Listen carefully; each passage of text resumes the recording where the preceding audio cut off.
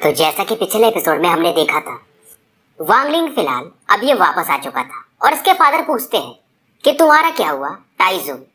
अब आगे वांगलिंग फिलहाल शांत था, पर तुरंत ही जो वांग जुओ था वो बोलता है कि मैंने पहले ही कहा था कि इस बच्चे के पास कोई टैलेंट नहीं है, फालतू में इसने हमारा एक सीट खराब ही किया। मैं तो पहले टेस्ट में ही पास हो गया था और मुझे बाद में सुनने को मिला कि ये तीनों टेस्ट में फेल हो चुका था। अब ये सुन करके फोर्थ अंकल को ज्यादा गुस्सा आता है और ये वांग जुओ को डांटते हैं, पर वांग जुओ इसे मानो कोई फर्क ही नहीं पड़ता है। और फिलहाल वांगलिंग के फादर मानो ये 10 साल और भी ज्यादा बूढ़े हो चुके हो और वांगलिंग भी अब इनसे माफी मांग रहा था, पर इसकी माँ ये समझ रही थी कि वांगलिंग काफी निराश है, तो फिलहाल ये उसे संभालती है कि इसमें तुम्हारी कोई गलती नहीं है। और इसके फादर भी समझाते हैं कि फिलहाल तुम टेंशन मत लो, क्योंकि वांगलिंग कह रहा था अब मैं आपसे अगले जन्म में मिलूंगा। पर इसके फादर कहते हैं घर पे चलो और अच्छे से पढ़ाई करो। अब यहाँ पर जो 6th अंकल भी थे वो भी वांगलिंग की बुराई करने लगते हैं और फिलहाल सभी से डिफेंड जो कर रहे थे वो थे 4th अंकल। बाकी भी इसके जो फीमेल रिलेटिव्स थी वो भी अब कुछ बकवास करने लगती है। इवन एक आंटी तो ऐसा भी कहती है वांगलिंग की मॉम से कि मैंने अपनी बेटी की शादी तुमसे मतलब तय कर दिया था तुम्हारे बेटे से, पर अब मैं फिलहाल उसे रिजेक्ट करती हूँ। और ये सब देखकर वांग जुओ के फादर ये काफी खुश थे। वांग जुओ के फादर जब ये ज्यादा बोलने लगते हैं तो वांग टियानशु यानी कि वांगलिंग के फादर भी बोलते हैं कि फादर ने मेरे लिए भी इनहेरिटेंस छोड़ा था और ज्यादा बकवास मत करो, मुझे सब मालूम है। फिलहाल 4th अंकल इन्हें शांत करते हैं और वांग जुओ ये अभी भी वांगलिंग के मजे ले रहा था कि जहां भी जाना बता देना कि तुम वांग फैमिली के एक ट्रैश हो। पर फिलहाल वांगलिंग यहाँ पर सभी की तरफ देखता है और लास्ट में वांग जुओ की तरफ देखकर कहता है कि मैं वांगलिंग, मैं निश्चय ही एक इमॉर्टल स्कूल में एंटर करूंगा और तुम लोगों ने जो मेरे फादर वगैरह का मजाक बनाया है मैं उसे कभी नहीं भूलूंगा। अब ये सुनकर के वांग जुओ और तेजी से हंसने लगता है। अब इस समय 4th अंकल भी वांग जुओ पर गुस्सा करने लगते हैं और फिलहाल वांगलिंग इन्हें रोकता है। मैटर काफी ज्यादा गर्मा गर्मी का हो चुका था। अब यहाँ से लोग बाहर भी जब निकल रहे थे तो बाकी जो रिलेटिव्स थे अभी भी इन पे हंस रहे थे। 4th अंकल फिलहाल इन लोगों को लेकर यहाँ से निकल जाते हैं और फिलहाल वांगलिंग के फादर इसे समझा रहे थे कि मुझे जब घर से बाहर निकाला गया था तो उस समय तो काफी ज्यादा बेइज्जती हुई थी, ये कुछ भी नहीं है, तो तुम टेंशन मत लेना। वांगलिंग भी इन्हें समझाता है कि फादर मदर आप टेंशन मत लेना, मैं कोई भी काम बेवकूफी में नहीं करूंगा। इसने अब एक सपना देखा था कि इसको एक इमॉर्टल बनना है, तो ये बन के रहेगा। अब फिलहाल रात का समय हो चुका था। वांगलिंग की नींद अचानक से खुलती है। ये तुरंत यहाँ पर एक लेटर लिखता है। फिलहाल इसके पेरेंट्स ये दोनों सोए हुए थे और फिलहाल ये सोचता है कि मैं एक बार फिर से हैंगयू सेट में ट्राई करूंगा आखिरी बार।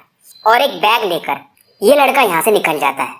चंद्रमा की चमक के आगे ये धीरे धीरे उस तरफ बढ़ने लगा था।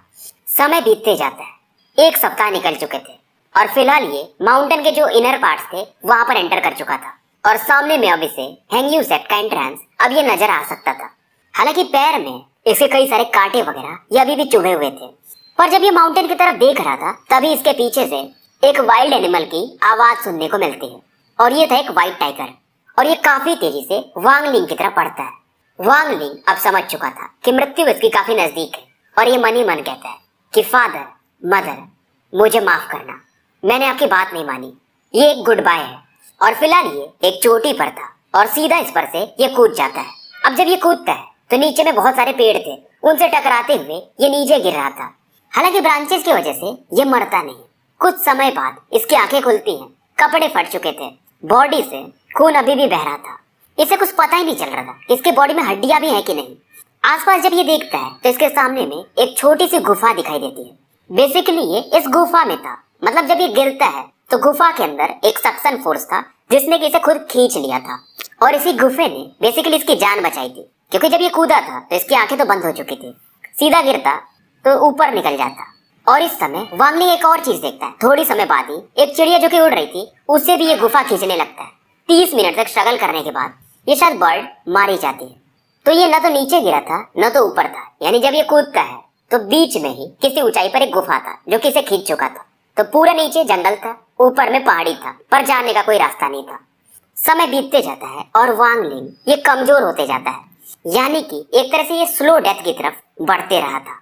इसे मालूम था अब ये जो चिड़िया मरी हुई थी फिलहाल इसे ये खाने लगता है, क्योंकि ऑप्शन कुछ था नहीं। एक बार फिर से उसको अपने 4th अंकल माता पिता वगैरह की यादें आती हैं और साथ में वो जो हैंगयू सेट के वो कोल्ड आई वाले मास्टर थे उनकी भी। फिलहाल ये जो चिड़िया थी इसका आधा मांस तो खा चुका था, पर इसकी बॉडी को ये देखता है और इस चिड़िया के बॉडी में एक रेड बीड था। ये भी हैरान था कि इस चिड़िया के बॉडी में एक बीड कैसे हो सकता है। बीड मतलब कोई गोल सा ऑब्जेक्ट था, ऐसा समझ लो।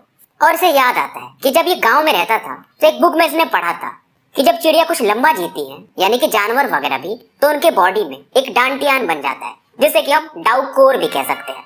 और जो भी डाउकोर बना लेता है उसकी लाइफ बढ़ जाती है, स्ट्रेंथ भी बढ़ जाता है। इवन अगर बॉडी का कोई पार्ट कट जाए तो वो भी फ्यूचर में रीग्रो कर सकता है। अब ये सोचता है शायद इसकी मदद से ये हील कर सकता है और हैंग्यू सेक्ट में शायद ये पास भी कर सकता है, पर बीड को खाया नहीं जा सकता। और फिलहाल ये अपने कपड़ों से इसे पोंछता है। बीड का जो कलर था वो ग्रे रंग का था और इस पर 5 क्लाउड्स ऐसा निशान वगैरह बने हुए थे और ये काफी शायद पुराना था। ये इसे जबरदस्ती खाने की कोशिश करता है, पर फायदा कुछ नहीं था। फिर ये सोचता है शायद ये डाउकोर हो ही ना।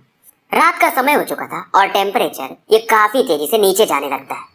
रात बीतती है, सुबह का समय होता है और ये सोच रहा था क्या मैं जिंदगी भर यानी मरने से पहले तक यहीं पे रहूंगा। और हड्डियां इसने जो थोड़ी बाहर में रखी थी उस पर पानी की यानी ओस की बूंदें इकट्ठी हो गई थी। फिलहाल उन्हें ये पी रहा था। इसके बीड पर भी ये ओस की कुछ बूंदें थी और फिलहाल ये इन्हें जब अपने बॉडी पर लगाने लगता है तो मानो उसकी इंजरीज ये हील होने लगती हैं। जो बॉडियां फुली हुई थी ये भी अब पचक चुकी थी। अब इसे समझ में आता है शायद ये जो स्टोन बीड है ये कोई ट्रेजर हो सकता है। और फिलहाल कुछ दिनों तक वांगलिंग यहाँ पर सरवाइव करते रहता है। बाहर से पानी इकट्ठा कर लेता था स्टोन बीड के थ्रू, और कुछ खाने को मतलब कोई जानवर मर जाए या कुछ वैसा तो ये उन्हें खा लेता था। अब ये जो गुफे का सक्शन फोर्स था बीच बीच में रुक जाता था। फिलहाल इसके पास जो कपड़े थे इन्हें बांधता है और नीचे उतरने को ये देखता है। अचानक से इसका ग्रिप ढीला हो जाता है, पर कपड़े में बंधे होने के कारण ये बीच में ही लटक जाता है। और जब ये नीचे की तरफ देखता है तो इसके पसीने छूट जाते हैं, क्योंकि अभी भी ये जमीन से 20 मीटर ऊंचाई पर था। ये एक बार फिर से नीचे में जो ब्रांच था उसमें कपड़े को बांधता है और फिर से नीचे उतरने लगता है। अब धीरे धीरे ये जमीन से 10 मीटर की ऊंचाई पर था। अब जब ये नीचे उतर रहा था इसके कपड़े फटने लगते हैं। हालांकि कैसे भी करके नीचे उतर तो जाता है, पर जमीन में गिरते वक्त इसे फिर से कई कट्स लग जाते हैं। फिलहाल बस अब ये यही प्रार्थना कर रहा था कि कोई बेस्ट इस पर अटैक ना कर दे। और इस दौरान इसे एक आवाज भी सुनने को मिलती है कि वांगलिंग तुम कहाँ हो। और ये हैरान था क्योंकि यह जो आवाज थी इसके फादर की थी और ये भी चिल्लाता है कि डैड मैं इधर हूँ। अब यहाँ पर दूर से कुछ लोग आते हुए दिखाई देते हैं। इनमें से एक हैंग्यू सेक्ट का डिसाइपल था और साथ में वांगलिंग के फादर थे। और अपने बेटे को इस हालत में देखकर इसके फादर भी इस बार रोने लगते हैं। ये इसे गले लगा लेते हैं और रोने लगते हैं कि तुम्हें मालूम है तुम ये क्या कर रहे हो, हमारे बारे में तुमने एक बार सोचा भी नहीं। वांगलिंग को भी लगता है शायद इसके फादर ऐसा सोच रहे हैं कि ये सुसाइड करने जा रहा था। अब ये जो हैंग्यू सेक्ट का डिसाइपल था जैंग करके, ये भी वांगलिंग को देखता है और पहाड़ी की तरफ देखकर जहाँ पर कपड़े बंधे थे ये खुद हैरान था कि ये बंदा ये बचा कैसे। और वो जो सक्शन फोर्स था उसे भी ये फील कर सकता था। और ये अंकल वांग तियानशान को बताता है कि आपका बच्चा ये कूदा ही था पर उस गुफा ने इसे बचा लिया था। और फिलहाल ये डिसाइपल क्योंकि ये उड़ सकता था तो इन दोनों को लेकर यहाँ से निकल जाता है और ये हैंग्यू सेक्ट के पीक पर लेकर इन्हें जाता है। वांगलिंग को यहाँ पर आकर थोड़े अलग ही इमोशंस आते हैं। आगे में इसकी मुलाकात इसकी माँ से भी होती है और साथ में यहाँ पर 4th अंकल भी थे। वांगलिंग अपने मदर फादर को पूरा चीजें बताना चाहता था, पर फिलहाल ये बता नहीं पा रहा था। और इधर सीन शिफ्ट होता है। वो जो डिसाइपल जैंग थे वो हैंग्यू सेक्ट के हॉल में कई सारे एल्डर्स को ये पूरा इन्फॉर्मेशन दे रहे थे। और यहाँ पर एक एल्डर थे जो कि रेड फेस के थे और कहते हैं कि एक मॉर्टल से हमें क्या करना है, चाहे वो मरे या जिए। अब वो सेलेक्टेड नहीं हुआ था तो इसमें उसकी गलती है। बगल में एक और एल्डर थे और वो भी इनकी बात से सहमत थे। और यहाँ पर एक और ओल्ड मैन थे जो कि फिलहाल चाय पी रहे थे और ये कहते हैं अगर ये 500 साल पहले की बात होती तो मॉर्टल्स क्या करते हैं हमें उससे कोई फर्क भी नहीं पड़ता था। और एक और ओल्ड मैन थे जो कि कहते हैं अगर वो कूद रहा था तो दोबारा से कूद सकता है, तो क्यों ना हम एक एक्सेप्शन करें और उसे यहाँ पर डिसाइपल बना लें। अब ये सुन करके रेड फेस्ड ओल्ड मैन ये भी हैरान थे और कहते कि एल्डरली क्या हमारा हैंग्यू सेक्ट इतना नीचे गिर जाएगा कि एक मॉर्टल को सेलेक्ट कर लेगा जिसके अंदर कोई टैलेंट भी नहीं है। एल्डरली फिर से कहते हैं कि एल्डर माँ लीडर ने मुझे बोला था इसे हैंडल करने के लिए, क्योंकि अगर ये बच्चा यहाँ मर गया मतलब कूद वगैरह करके तो बाकी भी जो स्टूडेंट्स हैं यानी पेरेंट्स उनके बच्चों को यहाँ पर भेजेंगे नहीं, तो बात की गंभीरता को समझो। दूसरे एल्डर भी कहते हैं ठीक है हम उसे डिसाइपल बना लेते हैं और अगर 8 से 10 साल में वो कल्टीवेट नहीं कर पाया तो हम उसे वापस भेज देंगे। अब यहाँ पर एल्डर ली के अलावा 2 और एल्डर थे जो कि फिलहाल कुछ बोलते नहीं। इनमें से एक मिडिल एज्ड मैन ये कहते हैं मन ही मन में कि वांगलिंग जितना मैं कर सकता था मैंने कर दिया है, तुम्हारे फोर्थ अंकल ने मुझे एक पीस ऑफ मेटल दिया था। मुझे भी नहीं पता कि एक मॉडल को ऐसा मेटल कहाँ से मिल सकता है। ये मेटल जो भी चीज का था ये काफी मिस्टीरियस था और फोर्थ अंकल की वजह से ही शायद इन्होंने वांग लिंग को एक्सेप्ट किया था। 2 दिन बीत जाते हैं। इसके पेरेंट्स भी काफी खुश थे क्योंकि न्यूज इनको मिल चुका था और वांग लिंग भी सोचता है कि ये सीरियसली कल्टीवेट करेगा। फिलहाल ये जिसके अंडर में था यानी बाकी जो सीनियर डिसाइपल्स थे ये भी इसके मजे लेते हैं। अच्छा तुम वही हो जो कूद रहे थे। वांग लिंग कुछ बोलता नहीं है और फिलहाल ये बंदा कहता है कि कल से तुम्हारा यही काम है कि तुम लोगों को पानी परोसोगे। और चाइनीज में है कि 10 बोतल या जो भी होगा, मतलब काफी बड़ा काम था पानी परोसने का। और अगर तुम ऐसा नहीं कर पाए तो खाना वगैरह भी नहीं मिलेगा। और जैसे कि नॉर्मल डिसाइपल्स रहते हैं उनके कलर अलग होते हैं और जो ट्रू डिसाइपल्स होते हैं उनके कपड़े अलग रंग के होते हैं। वांग लिंग इनसे पूछता है कि मैं रहूंगा कहाँ पे। अब ये बंदा बोलता है कि नॉर्थ की तरफ चले जाओ, अपना बैज दिखाना, वहां पे तुमको रूम मिल जाएगा। वांग लिंग यहाँ से चला जाता है। अब ये यूथ फिर से बोलता है ये लड़का सच में वेस्ट है। वांग लिंग जब ट्रैवल कर रहा था इसने बहुत सारे डिसाइपल्स देखे जो कि ग्रे कलर के कपड़ों में थे।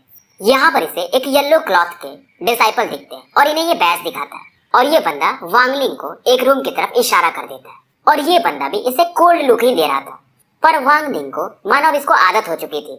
वांग लिंग रूम में एंटर करता है। यहाँ पर 2 बेड पड़े हुए थे लकड़ियों के बने हुए, एक टेबल और 2 कुर्सी जो कि फिलहाल काफी नए लग रहे थे। वांग लिंग को भी मालूम था कि फिलहाल इसे इमॉर्टल टेक्निक सीखने को नहीं मिलेगा, बस पानी परोसना है। और फिलहाल इस दौरान ये जो बीड इसने पाया था अपने चेस्ट के पास इसने उसे पहना था और उसे ये टच करता है। रात का समय हो चुका था और यहाँ पर एक लड़का और एंटर करता है। वांग लिंग को देखकर ये हैरान था और बिना कुछ बोले ये भी अपने बेड पर पड़ जाता है।